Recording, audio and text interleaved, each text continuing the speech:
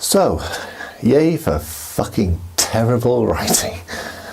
Batman Superman is directed awfully by Zack Snyder and stars a lot of people struggling against a really, really bad script. Right.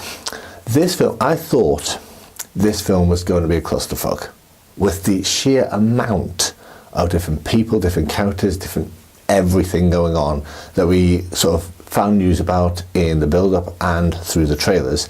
I thought this was going to be a clusterfuck. As it turns out, it's kind of not one, but instead what it is just rushed.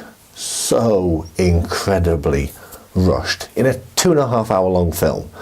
The first hour and a half is fairly lucid. Is fairly competent.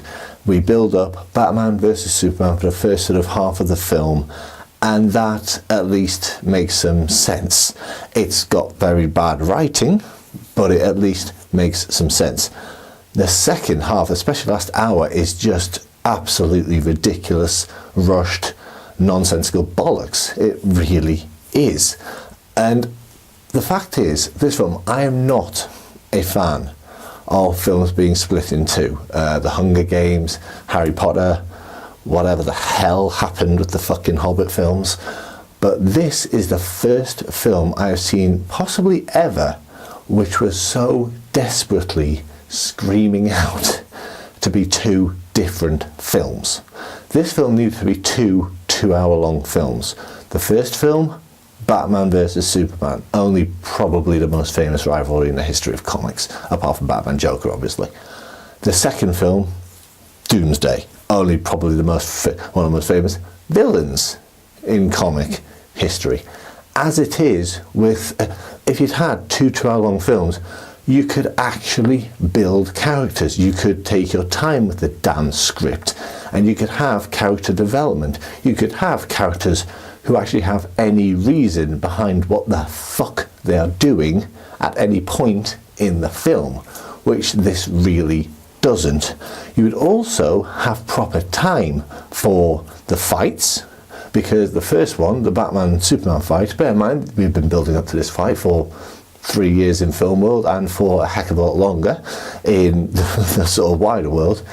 It lasts about 5-10 minutes, and I found it underwhelming. I just did. I know it probably reflects the comic quite well, but just on the big screen, I don't know. On the big screen, I just found it underwhelming. And as for Doomsday, Doomsday's in this film for about 15 minutes. He's in the film for about 15 minutes, and he looks like a fucking cave troll from Lord of the Rings. Really? That's horrible. For such an iconic villain, fuck off. That's absolutely ridiculous. And it's the problem with this film. It is so rushed the whole way through. By the way, Henry Cavill is Henry Cavill. He hasn't changed. He just hasn't. The problem Henry Cavill has is, again, with the scripting. If you go back and watch the original Superman films with Christopher Reeve, when he is Superman, he is confident, he projects that confidence, that power. But when he is Clark Kent, he is that dorky, that geeky individual. Henry Cavill, when he's Superman, yes, he projects the confidence of Superman. But when he's Clark Kent, he is literally Superman with glasses on. There's not enough difference there. And it's the same with Ben Affleck. Ben Affleck is good as Batman. Problem is, he is permanently Batman throughout the whole film. Bruce Wayne isn't in this film. Bruce Wayne doesn't exist. Batman in a suit and tie exists.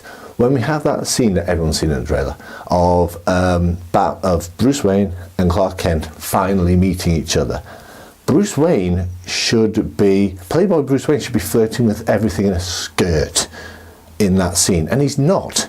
He is, just like he is throughout the whole film, he's just permanently grumpy. And obviously the Batman character and the Bruce Wayne character have evolved somewhat, but there's literally nothing of the old Bruce Wayne there at all. Gal Gadot is... I had my reservations about Gal Gadot. I still have my reservations about Gal Gadot. But, and I also still don't know how to pronounce her name, whether it's Godot or Godot, sorry. But she's actually reasonable in the film. She's not in it for very long, but what she is in there, she's perfectly reasonable, had no real issue with her. Jesse Eisenberg, however, now this was the casting that I was really dreading in this film, because when I heard that Jesse Eisenberg had been cast as Lex Luthor, my main reaction was, what? Actually what? That makes no sense to me whatsoever. And now I know why. And it's because he is actually quite an interesting villain. He's quite an entertaining villain. He at times kind of seems like a Joker light, I've got to be honest with you. But he is playing that little he's a bit wackadoodle, and but he is quite entertaining. The thing he is not is Lex bloody Luthor in any way. Again, he's fighting so hard against the scripting. He's not Lex Luthor. He's an entertaining villain, but he sure as hell not Lex Luthor at any point. And again, just like all the other characters, there's just no reason for him doing what he is doing whatsoever. Absolutely no reason behind it whatsoever, because hey, who needs character development when you've got explosions, eh, Zack? Yeah, that's what I thought. Zack Snyder really pissed me off with this film. Zack Snyder, he has done films that I rate as guilty pleasures. Sucker Punch, for example. This film has proven he can't be trusted with the big ticket ones. He really can't, because he fucked this one up badly. Look, I'm not a DC fanboy. I'm never gonna be. But even DC fanboys have to admit they've really, really not done a good job with this. What they've done is DC are blatantly trying to catch up Marvel with this film. Whether they admit it or not, it's blatantly what they are trying to do. And in trying to do that, in trying to shoehorn so much into one film, they have potentially really pissed away everything they had. Because this just isn't a firm foundation for the future films, Justice League, etc. It's just not. And talking about Justice League, holy crap, the introduction of the rest of the Justice League. That was pathetic.